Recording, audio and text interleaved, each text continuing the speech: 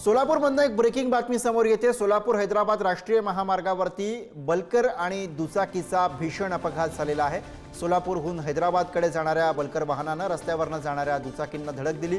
प्राथमिक माहितीनुसार या अपघातामध्ये दोघांचा मृत्यू झालाय, तर 3 जण यामध्ये गंभीर जखमी झाल्याची माहिती आहे। मृतांची ओळख अद्याप पटलेली नाही, तर जखमींना शासकीय रुग्णालयामध्ये उपचारांसाठी रवाना करण्यात आले।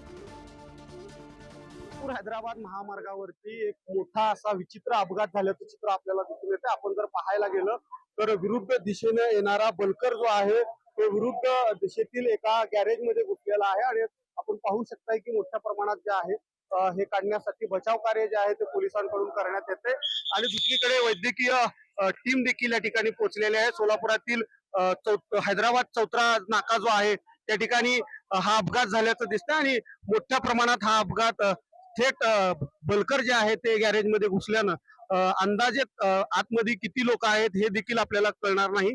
मात्र हे असं असलं तरी पोलिसांकडून जे आहे ते बचाव कार्य जे आहे ते सुरू आहे आणि या ठिकाणी मोठा असा अपघात जो आहे तो झाल्याचं चित्र आपल्याला दिसून येते। कॅमेरा पर्सन तौशिफ शेख सह अनिकेत गायकवाड, पुढारी न्यूज, सोलापूर।